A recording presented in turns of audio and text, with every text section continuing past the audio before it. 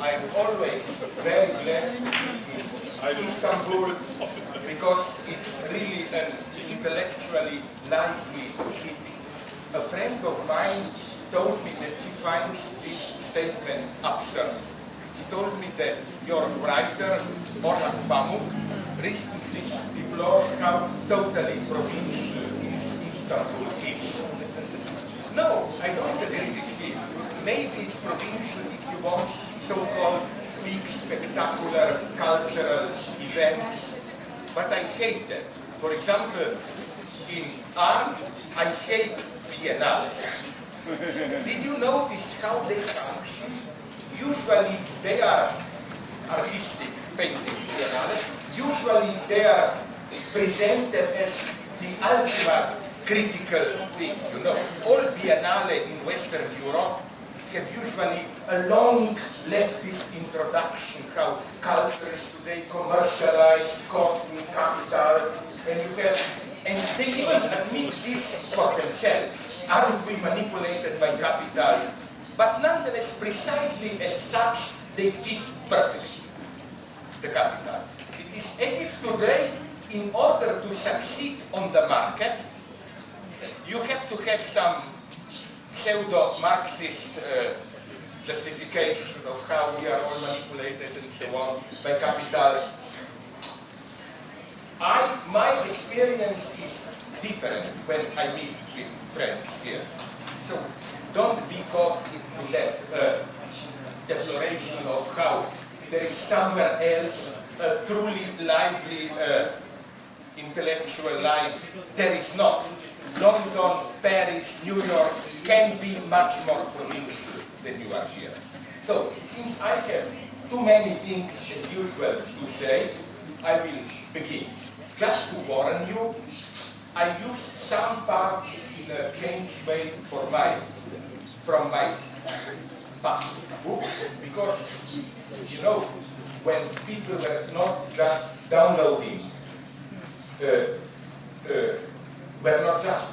downloading music, but still there were CDs or LPs. You usually got from popular artists something like, you know, the best of Zizek or whatever, no? So I will try to do here a kind of the best of Zizek on Love.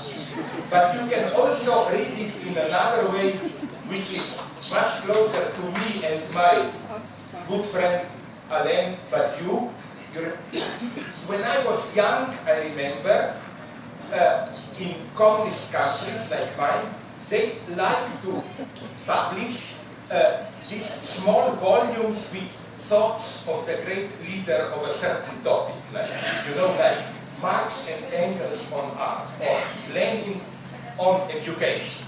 Well, maybe we should do like, but you and Zizek on love, you know.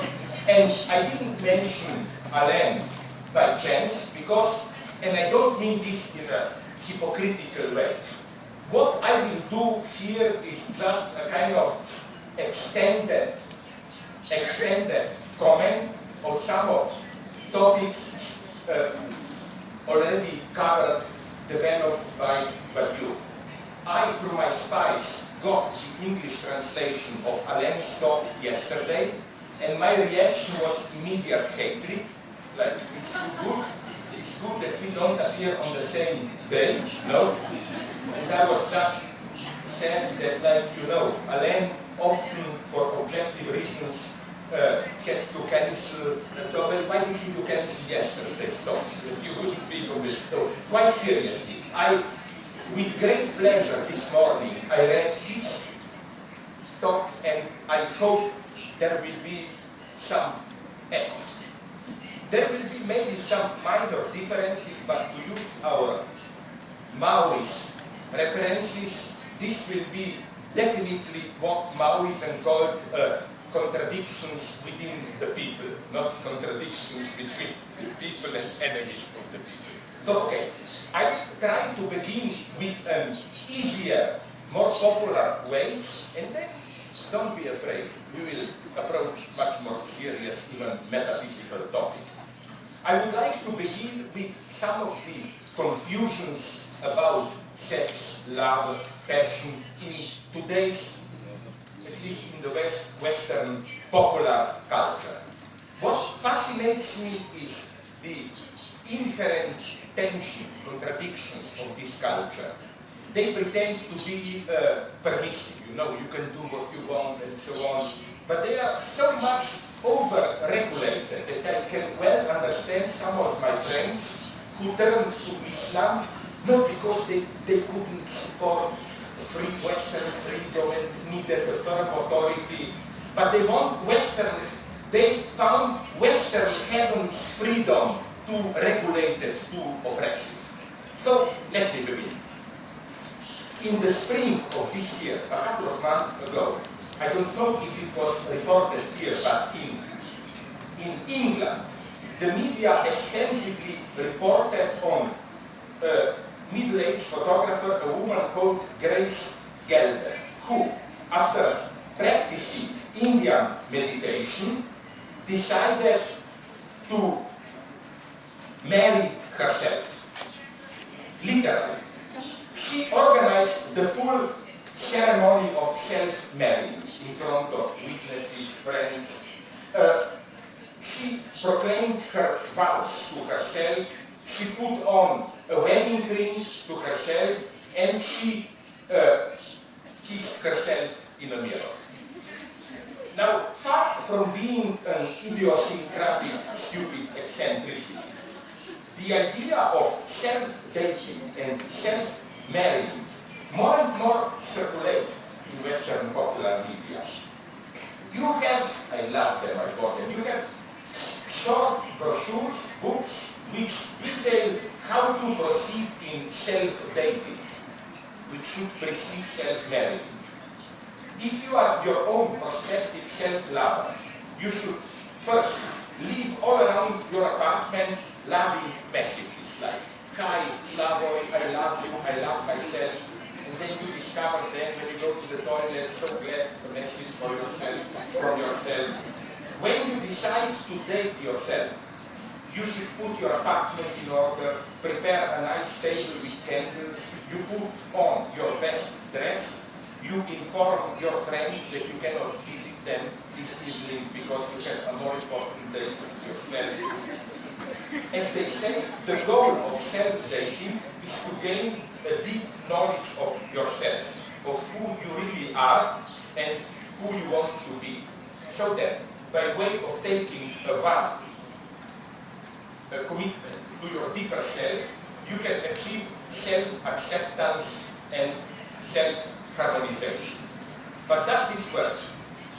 Before we explode into laughter at this idea, I think we should notice that it does contain a moment of truth.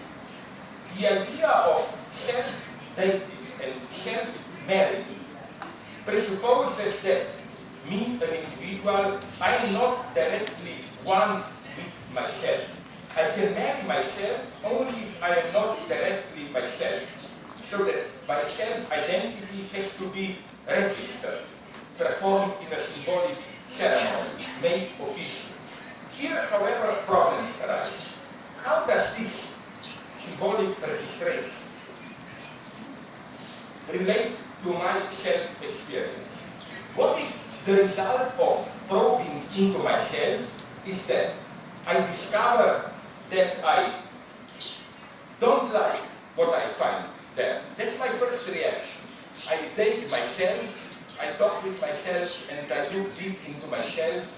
Well, at least for myself, I'm sure what I will discover. I don't want to have anything to do with this stupid person. In other words, if you look deeply into yourself, what do you usually discover?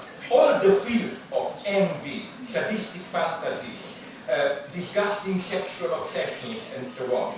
So, the much celebrated inner wealth of my personality is, I claim, inherently excremental. What I really am is, I'm full of shit. In short, what if I discover that I am my own neighbor in the strict biblical sense, where, you know, in the Bible, neighbor is not just the next guy. Neighbor is precisely the strange horrible dimension of the one who is close to you. They say that in order to love others, you have to love yourself. But I think it's precisely the opposite that holds. I love others to escape myself, and I can only love myself insofar as I am able to love others. Self-marrying presupposes that I have found peace with myself. But what if I precisely cannot reconcile myself with myself? What if I discover it's only after I got married to myself? So when I had a debate recently in New York with one of the propagators of self-marriage, I told him what interests me much more is self-divorce. And I said, no, I no longer love myself, I want to divorce myself. And I claim that a lens, I don't like the term, it's wrong, abuse, but let's call it naively, anthropology is this type of anthropology of not self-hatred but self-distance. Alain wrote wonderfully in one of his texts that as politically constituted subject, I have to be an impitoyable, merciless censor of myself. And that's my first problem. And here resides what is wrong with the well-known motto, be true to yourself, be yourself. Well, my first question is which self? Insofar as the self whom I marry in self-marrying is my ideal ego, the ideal image of myself, the best in me. What about other parts of my true self? What about, let's say, my id, my superego, and so on and so on? So my first problem is that to take minimally seriously this idea of self-marrying, it should have been a complex contract explaining I, as myself, I marry myself. But I cannot be fully responsible for the superego and id. Will they agree with me? And so on and so on. So again, I think that this self-marrying is ideology at its worst today. And exactly the same question.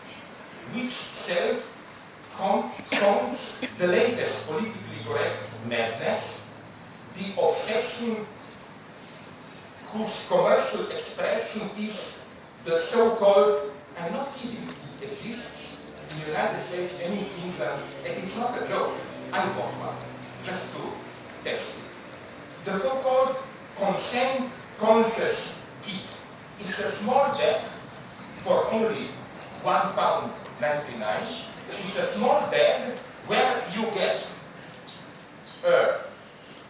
a condom, menthol chocolate, condom to be properly menthol chocolate so that you have good breath, and then a pen and a simple contract.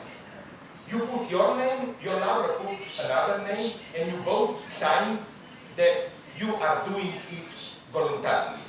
Sex. And now you will say, this is a joke. No, I couldn't take it seriously till a friend of mine at Kartal from New York University informed me, he sent me the files that, do you know that in most of the big American universities, I know it is the case in Columbia and in UCLA, in Los Angeles, and in most of the federal administrative agencies, they impose this rule. The two can make love if they are not student, professor, adults, but their consent before they do it has to be somehow registered. The name they put it is of this campaign is not to say no is not enough. They claim, for example, that if a man seduces a woman and she doesn't protest, it still can be pressure. So they want some kind of symbolic registration. like I flirt with a woman or man or whatever, we decide to do it, and then there has to be a registration. They even propose a selfie, where we both hold the paper, yes, we want to do it. The idea is there has to be some explicit registration. And then it's legalized now. Madness, legalized. You have to register what they call affirmative, conscious, and voluntary agreement to engage in sexual activity. But again, I have a problem here as a Freudian. Let's say that I have an ego which consciously wants. Then let's say I have these obscure, half-conscious desires, and then let's say that I have an ethical agency which tells me what I should do, and sometimes I do it, sometimes I don't do it. What if there is a conflict between the three? Like, I don't want to do it, but the superego tells me do it. And I'm not here giving you a false example. Today, I claim, it's often like this. It's not you want to have sex, but your superego prohibits. It's almost a rule is the opposite situation. You really are indifferent, but superego tells you you have to enjoy it, it's your duty to enjoy it.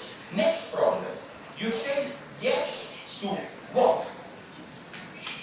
And there are, I spoke with some people who advocate this. There are problems. For example, you both say yes, but, sorry, a further example. What if the woman simply meant yes to standard vaginal penetration, but you think she also meant yes to anal penetration? So, as a good bureaucrat, you can imagine how I already see the possibility of turning this simple act into a complex bureaucratic procedure. You get a long contract, you know, where you say yes, but yes to anal intercourse, breast should be squeezed too much, the woman shouldn't stretch me too much, you know, and then for me, if you ask me, then you negotiate for 2-3 hours, and this gives you almost more than who needs real sex.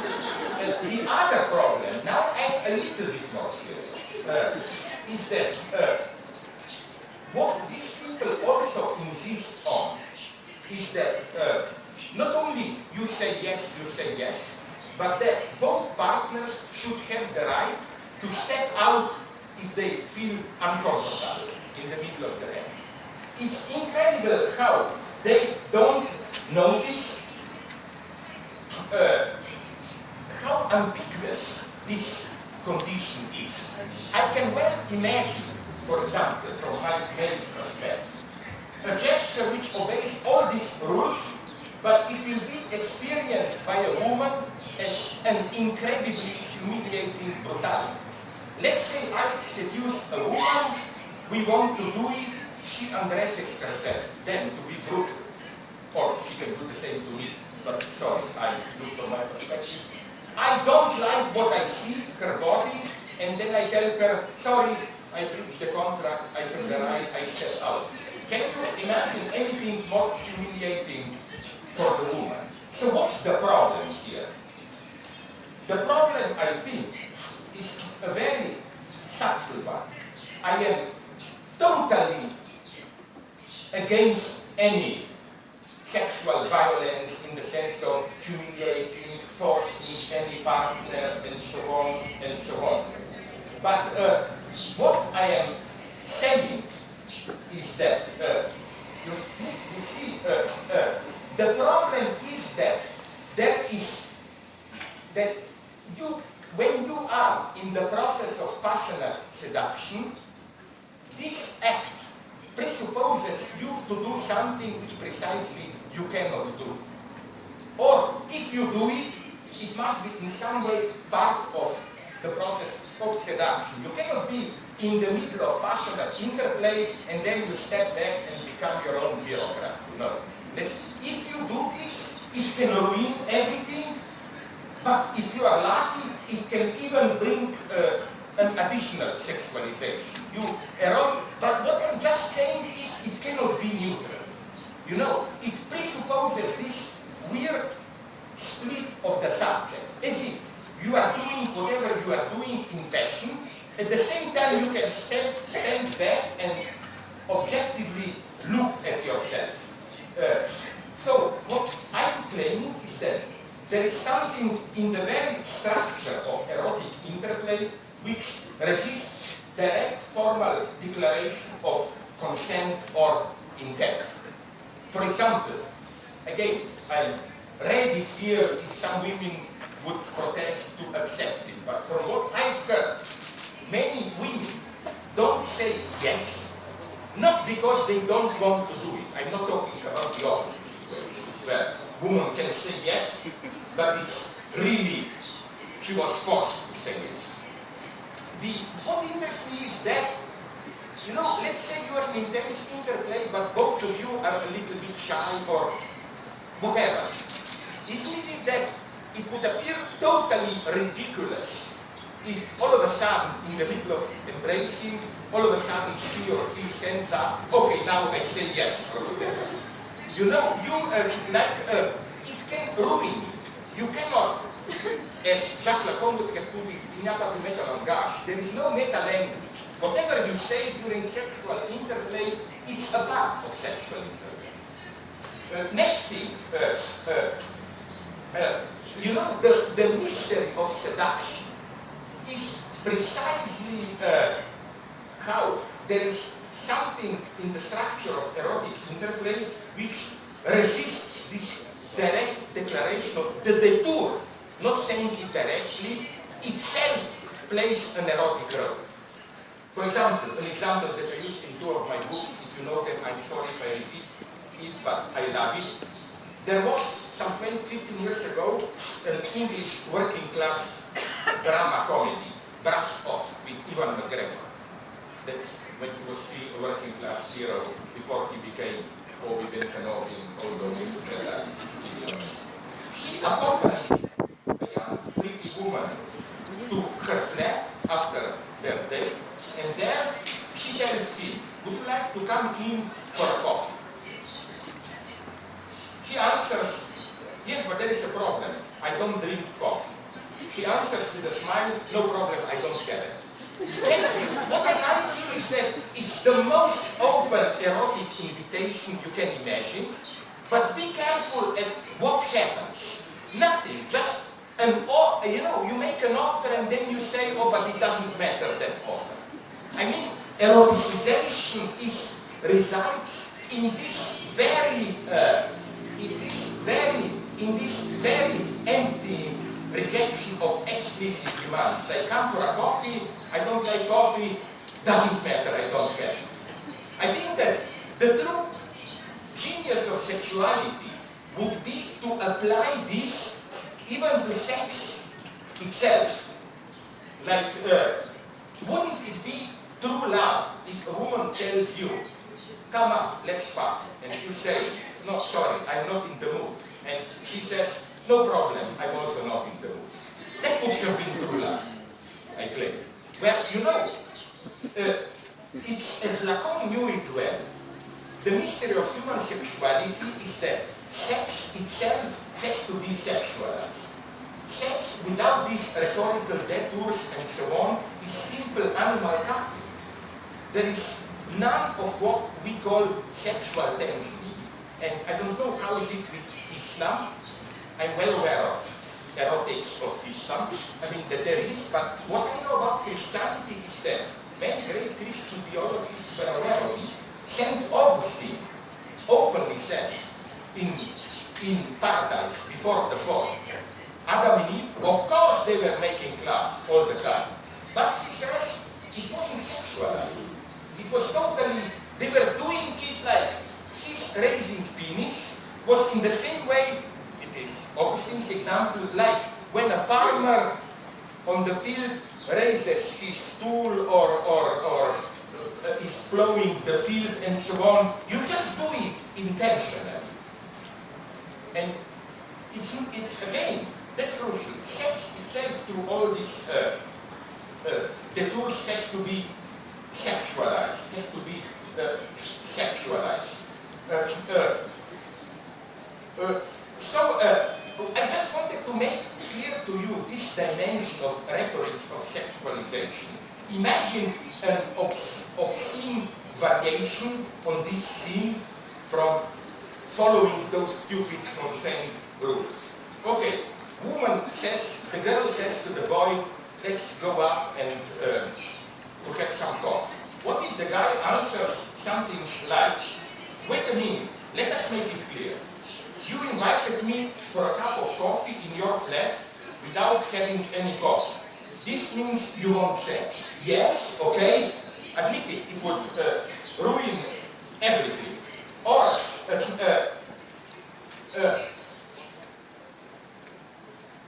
but what would be for me the truly sexually attractive thing would be the opposite thing. Like the true vulgarity would have been direct communication. Like the girl says, now we are here, listen, I would like you to come to my flat and fuck me. And the boy says, oh, I would also love to fuck you, so let's just go up and do it. This is fun. Then what I would like is this, you say it explicitly, but ruin the effect by the way you say, like something like, the girl says to the boy, I would like you to come to my flat and fuck me, but I'm embarrassed to ask for it directly, so I will be polite and ask you if you want to come up with me for a coffee. It's ridiculous, but then the boy answers, I don't drink coffee, but I would like to do it, the first thing, so let's go up and do it. My favorite version would have been, and once, unfortunately, years ago it happened to me, that the woman, in an intelligent, funny way, gives you a literal answer. You know, like once I asked a lady, would you like to come up to my flat for a drink? Her answer was, no, sorry, I have menstruation, not today. You know, like, she answered directly to that, and that would be, okay, the true charm of the scene for me. So, again, the question is, why does the direct invitation to sex not work? Again, the problem is that in the same way that coffee sometimes is not fully coffee. In this situation, when you say, will you come for a coffee, you mean another thing. The problem is that sex is also never fully sex. What do I mean by this? I will tell you another old story which I used in one of my early books, I hope you don't know it. People usually think that psychoanalysis is about vulgar reduction to sex. Whatever we do, we really mean that, you know. We always think about sex. No, this is vulgar psychoanalysis.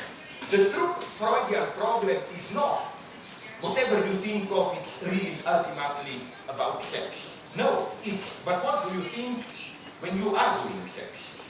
That is to say, Lacan's thesis is that since there is no sexual relationship, as he puts it, you never are alone in sex. It's never me and my partner. You have to have this sustained by a fantasy, by a dream. And now comes the story which I love. 20 years ago, even more when I was young, a German weekly, I think it was Stern, but I'm not sure, published for its summer issue a wonderful series of caricatures. They have like 7, 8 men. Each of them is asked, what would you like to do this summer? And each of them gives an official answer. One says, I would like to be in nature and walk by a forest. Another guy answers, I would like to walk around in a museum. The third one, I would like to take a long flight. But then you have, as in comics, you know, where you put the dialogue, this cloud, and it shows what they really think. And of course, in the cloud for everyone is a naked woman, not like this. I think it's totally wrong. The true answer would be, the true caricature would have been the opposite one. You ask all these men, if they are not gay, what would you like to do? And they are vulgar, drunk, let's say, they answer, oh, a lot of sex. But then, in the cloud, it should be ancient monuments. It means, I would like to make love in a museum, or forest, which means my idea of love is in nature, or airplane. Because there are people, even some of my friends, whose point of honor is to do, they are called 10,000 Club, you know, up there. But you see the point of Lacan. Sex is more complex. The true question is by which fantasy it is sustained.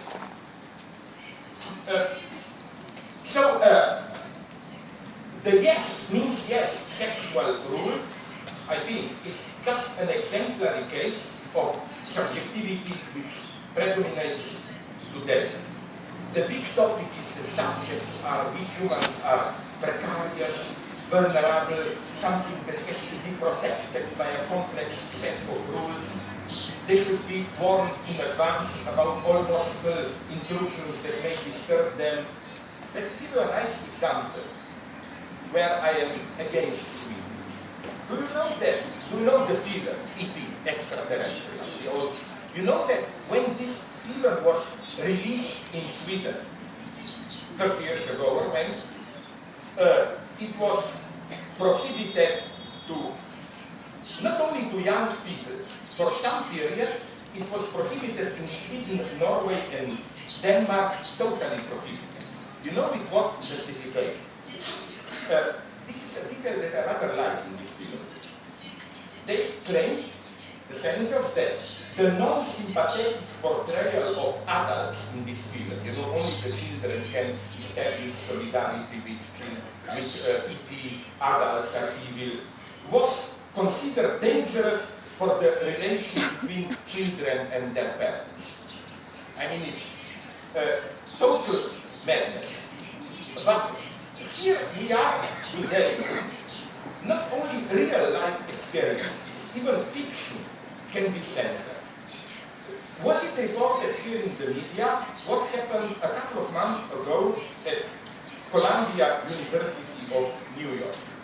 A student girl in a class where they studied literary classic was given as literature, not only her, the entire class, Ovid Metamorphosis. And she, when at home she read Metamorphosis, there is a scene of violent sex there, practically rape. And she complained that since she was once sexually molested, this scene perturbed her too much, and she complained against the professor that this was brutal from his side. So then, you know what came out of this? Something.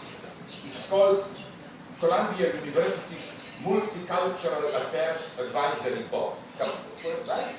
Imposed a rule that in all literature and art classes, all texts that are given have to be accompanied by so-called trigger warning. Like, you are given literature, but at the beginning of the book or text, it should say, warning if you are sensitive to scenes of sexual violence, do not read it, and so on and so on. And second thing, they wanted at Columbia University now to have special obligatory classes for professors for so-called sensitivity training. How do you approach this? Now, why am I opposed to this? Let me be clear. I have deep respect when people feel wounded and so on and so on. But this is the worst version how to fight it. I think university shouldn't be the cocoon space where you are protected from brutal experiences. My God, they should even show you scenes of rape, precisely so that you feel the horror of it. They should not isolate you from it, they should teach you how to confront it. My God, you know. This is, I think, the worst of how things are reported. Even, for example, all the horrors of others, even in Europe, refugees now and so on.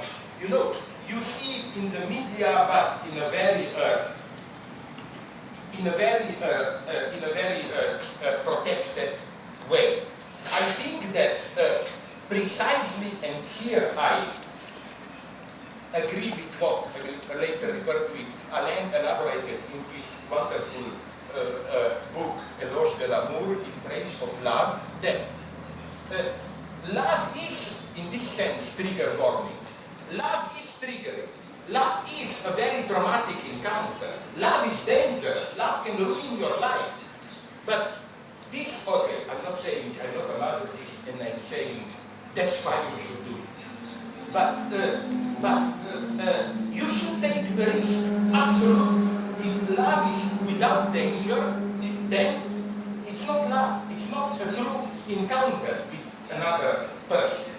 What do we mean by this? Two theoretical points. First, as I already said, the Christian and Jewish, I don't know how it is in Islam, I admit it, notion of neighbor, it's not the good guy, it's not le semblant, it's not the fellow, those who are like us. Already in the Bible, if you read it with a refinement, neighbor is the other insofar as it is an abyss. You cannot see deep into him or her.